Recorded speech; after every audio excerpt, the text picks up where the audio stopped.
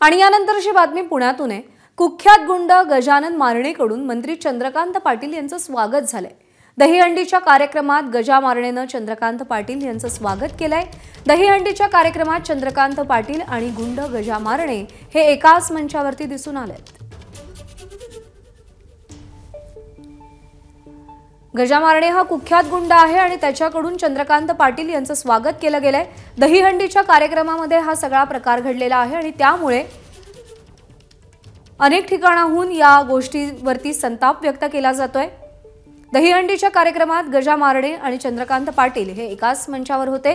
पुष्पगुच्छ, शाल, श्रीफळ देऊन गजा मारणेनं चंद्रकांत पाटील यांचं स्वागत केलं।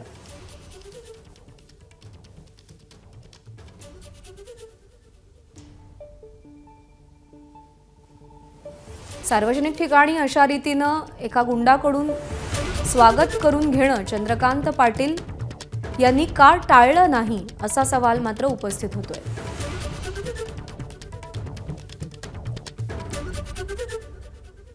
आणि चंद्रकांत पाटील आणि गजा मारणे एकाच मंचावर असल्याच्या प्रकारावरती नाना पटोलेंची प्रतिक्रिया समोर आली आहे, पाहूया।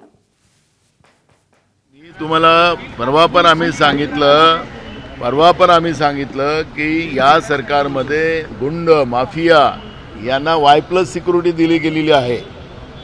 ज्या कोणी अरेस्ट आहेत त्यांना पेरोलवर सोडून आणून किंवा काही लोकांना तर दवाखान्यामध्ये भरती करून ठेवलेली आहे आणि त्याला सगळ्या 5 स्टार व्यवस्था केलेल्या जातात। आणि आज माफिया आणि गुंड प्रवृत्तीला सरकारच पोचते आहे। ABP माझा, उघडा डोळे बघा नीट।